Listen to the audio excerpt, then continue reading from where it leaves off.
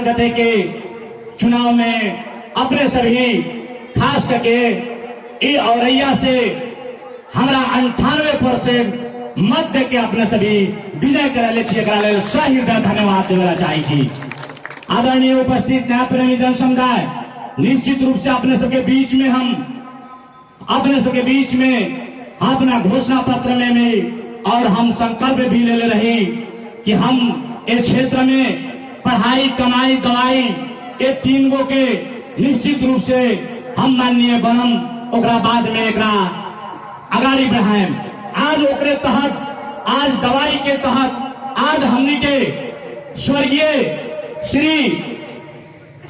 श्री हरदेव शाह जी के पुण्यतिथि पर हमने सभी आज निःशुल्क स्वास्थ्य शिविर के उद्घाटन करके आज विधिवत ढंग से हमने सभी दवाई के और हमनी के स्वास्थ्य के सबसे बड़का हमनी के संपत्ति स्वास्थ्य ही सबसे बड़ा संपत्ति है।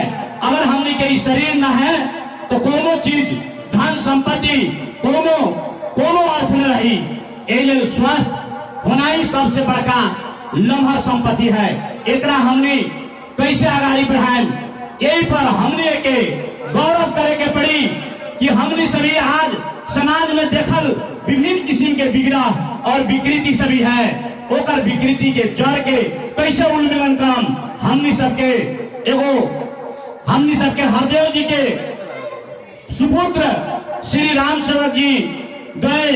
उनका आपको छोटा लड़का उनका नाम याद नहीं थे, लेकिन हमने सबके गर्व करने वाला बात है कि आज उनकर पापा मरने के बाद में भी दूसरे पुण्यतिथि के अवसर पर हमनी के समाज में वो सौभाग्य के बात है। इन तरह से एगो पाठ सीखना जरूरी है कि इनकर पापा जी स्वर्गवास हो गए छथिन, लेकिन उनकर चिर आत्मा के शांति के लिए बारंबार इससे पहले हमने सभी इन्हें हमारे प्रमुख आतिथ्य में कार्यक्रम भेज रहे, उन्हें वृक्षारोपण कार्यक्रम करके हमने सभी आगाड़ी बढ़ रहे। लेकिन आज हमने के गौरव महसूस हो रहा है कि आज समाज में जितना भी हमारे माता पिता भैया चाचा चाची लोग हैं, वयोवृद्ध लोग हैं, सब लोग आज एक शिविर से निःशुल्क रूप से अपने सबके उपचार हो जा रहा है। और हमनी के दवाई के तहत हमनी कहले रही कि हमनी सभी रोहतक के निर्वाचन क्षेत्र नंबर 2 में हमनी सभी निःशुल्क स्वास्थ्य उपचार के ले हमनी सभी पहल करम और आगाड़ी बढ़ाएं। ये हमारा पहला खूट किला है से बात कहना चाहिए। आदरणीय न्याय प्रेमी जन समुदाय, उतने ना हमनी सभी एक बहुत ढंग से सिलसिलेवार ढंग से हमनी सभी आगाड़ी बढ़ाएं। हमनी सभी ईशनाथ नगर पालिका ऐसा हमनी के क्षेत्र में 4 गो नगर पालिका और 2 गो नगर पालिका के एगो 4 गो वार्डा एगो 2 गो वार्डा है। हमनी सभी 42 को वार्ड में हमनी 4 आयल छी कि हमनी सभी ए निःशुल्क स्वास्थ्य शिविर के मार्फत से एगो हमनी सभी समाज में निःशुल्क स्वास्थ्य शिविर चला के नहीं मात्र कि हमनी सभी एगो हॉस्पिटल में एकदम गुणस्तरीय औषधि के व्यवस्था करवा के और डॉक्टर सबके एकदम ठीक ढंग से जो डॉक्टर सब है वो डॉक्टर जहाँ कमी कमजोरी है वो लंग डॉक्टर सबके बरू वैकेंसी खुलवा के और ओकरा हमनी सभी आगाड़ी बढ़ाई। और समाज में हमनी के स्वास्थ्य के मामला में हमनी सबके अत्याधुनिक ढंग से हमनी सबके समाज में हमनी के चाचा भैया जो कोई है जो जिनका आज हमनी के काठमांडू इलाज करे जाए के पड़ रहा है, गिरगंज जाए के जा रहा है, लेकिन हम कहना चाहे छी कि हमनी सभी वो सब के चीज के लिए आज क्षेत्र नंबर 2 में व्यवस्थापन करना जरूरी है। हमनी के क्षेत्र नंबर 2 स्तरीय वो लम्हर वो अत्याधुनिक अस्पताल हमने के खोले के परिकल्पना करे छी और बहुत जल्दी हमने सभी अब पुरानका सरकार के अर्थव्यवस्था से जो हमने के देश में बजट भाषण हो गए हैं तो वो में हमने सभी परिमार्जन करे को हो तो परिमार्जन करवा के नेपाल सरकार से। लेकिन अभी हम कहना चाहे कि आने वाला आर्थिक वर्ष में निश्चित रूप से हमने सभी एक क्षेत्र में वो अत्याधुनिक अस्पताल हमने खोलवा के और हमने सबके स्वास्थ्य में एगो आमूल परिवर्तन कराएं से अपने सबके बीच में प्रतिबद्धता करेला चाहिए। आदरणीय न्याय प्रेमी जन समुदाय, और हम ये कहें कि हमने सभी इस समाज में एगो राम सेवक जी से उदाहरणीय सीखना जरूरी है। आज उनका बाबूजी के दूसरो पुण्यतिथि है, लेकिन आज समाज में हम देख रहा छी बहुत किस्म के विकृति विसंगति है। कथी विकृति विसंगति है? तो हमने सभी काल के दिन में हमने सभी के बाबा दादा के पाला में हमने सबके बाबूजी करीब 50 वर्ष 55 वर्ष के हमरा याद आवले। अब 55 वर्ष 60 वर्ष 55 वर्ष की उम्र हो गए घर में अलगा के बात कराए तो कहे कि बोलो हम बाबूजी जिंदे हम के लेखा अलगा हो जी के लेखा धन भाग लिए। लेकिन आज उस समाज के विकृति विसंगति ना है।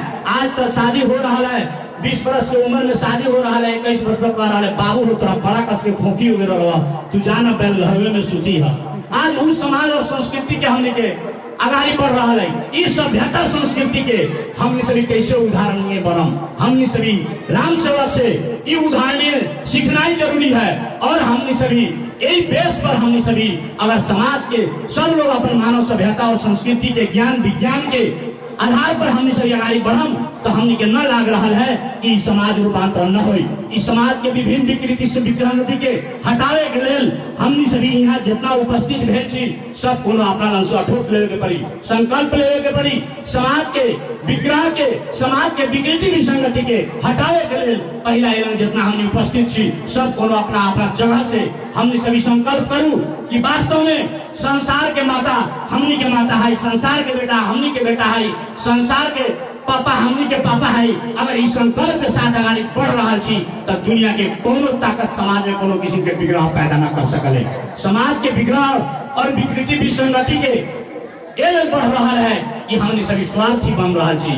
मानव सभ्यता संस्कृति उन्नति ले है, हमने के ज्ञान विज्ञान दिले है कि स्वार्थी ना निस्वार्थी होना से आगे बढ़ेगे। और ये बहुत ये हमने के शरीर जो प्राप्त भेल है बहुत मेहनत के साथ बहुत तपस्या त्याग के बाद में हमने के मानव जन्म में हमने जन्म ले और मानव सभ्यता संस्कृति है जो ना के सही और गलत छूट जावे के ज्ञान दिले है। उतने ना सही और गलत के आधार पर गुण और दोष के आधार पर समर्थन और विरोध करे के भी चाहिए। और मानव सभ्यता संस्कृति में ही दे रहे हैं जो ना के हंसे और रोए के गुण दिले है। इस सारा समान जो व्यवहारिक हमने के बात है एक पर हमने नक्की के लिए हमने सभी आज समाज में देख रहा है विभिन्न किस्म के विग्रह सभी एक विग्रह के हटावे के लिए हमने सबके अपना जगह से हमने सबके रूपांतरण होने के पड़ी। बात रहा हमने सबके एक क्षेत्र में विकास और समृद्धि सुशासन के हम अपने सबके कहना चाहे छी। हम उन लड़का छी जो काल के दिन में भी हम जो बोल रही से पूरा करेला हम तैयार भी छी। और किरण शाह जी बोलले से पूरा करले से अपना ही सबके मालूम है। हम झूठ और लवराई बोले वाला बात ना करीले, हम जे बोलीले से करीले। हम पढ़ाई के सवाल में भी कहे छी हम बहुत छल दिए। यही क्षेत्र नंबर 2 में हमने सभी प्राविधिक शिक्षा है वो कॉलेज खुले वाले जा रहा छी जो अपने सबके बहुत जल्दी सुने के मौका मिली। और उप प्राविधिक शिक्षा में हमने सबके लड़का सभी एवं के गुणस्तरीय शिक्षा प्राप्त करी।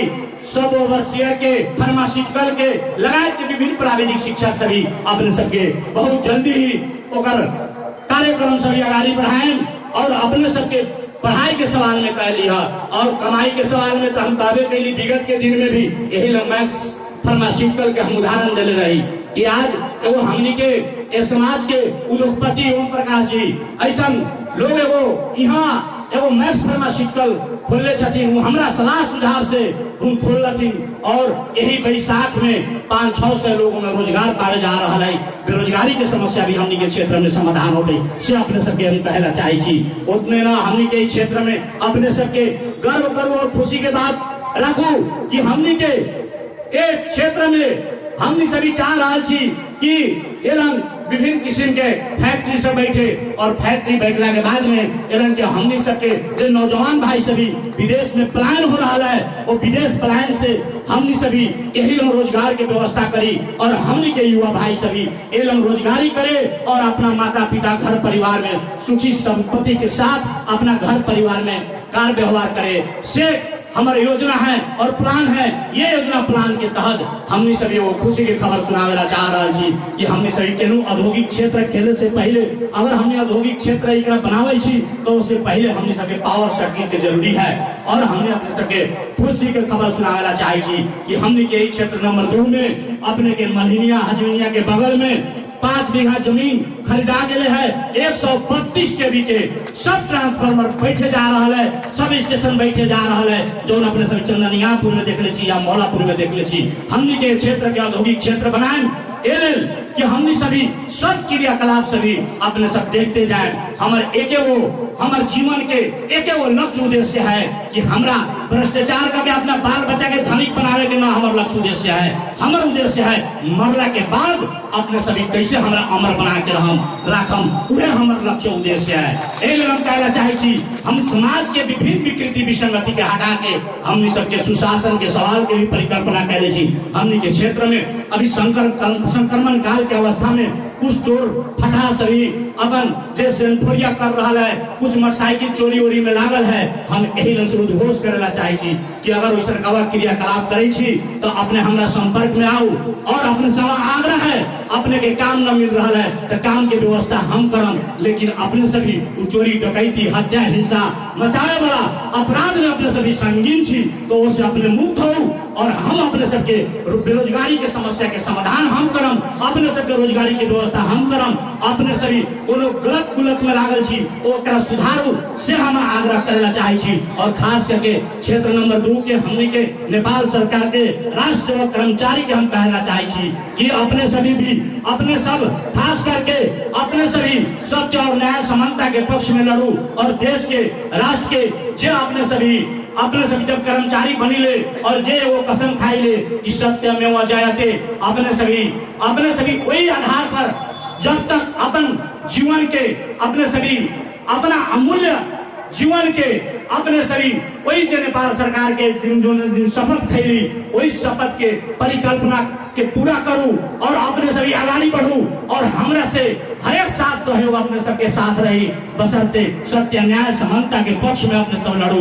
अपने सबसे हमारा आग्रह है नेपाल सरकार के संपूर्ण राष्ट्र सेवक कर्मचारी से कि हमनी सभी अपना ढंग से समाज के हर एक विकृति विसंगति के हमनी नेपाल सरकार के राष्ट्र सेवक कर्मचारी अगर हमने सभी तटस्थ ढंग से अगर तैयार हो जा रहा छी तो हमरा लाग रहा है कि समाज के कोनो विकृति विसंगति दुनिया के कोनो ताकत न रोक सकले। यही ले हम अपने सबसे आग्रह करम कि हमनी सभी हमनी के जो मापदंड है वो मापदंड में अपने आगे बढ़ू। हम माननीय हो गए छी लेकिन हम गलत संस्कार और संस्कृति सिखा रहा छी। हम कह रहा छी कि हमरा पार्टी के अपने कार्यकर्ता बन के बनू तो अपने सबसे भी आग्रह है कि हमारे पार्टी के कार्यकर्ता न बनू, अपने नेपाल सरकार के कार्यकर्ता बन के काम करूं। से हमारा आग्रह कर रहा है नेपाल सरकार के कर्मचारी से कि अपने सभी कोनो के झोले बनने की कोशिश न करूं, अपने सभी अपना नीति और सिद्धांत पर चलू, अपने सबके जो व्यवसायिक में लागल छी वही व्यवसायिक के वो वर्दी के अपने सभी पालन करू से आग्रह करे हम अपन दूसरा अंत करे छी। नमस्कार, धन्यवाद, लाल सलाम।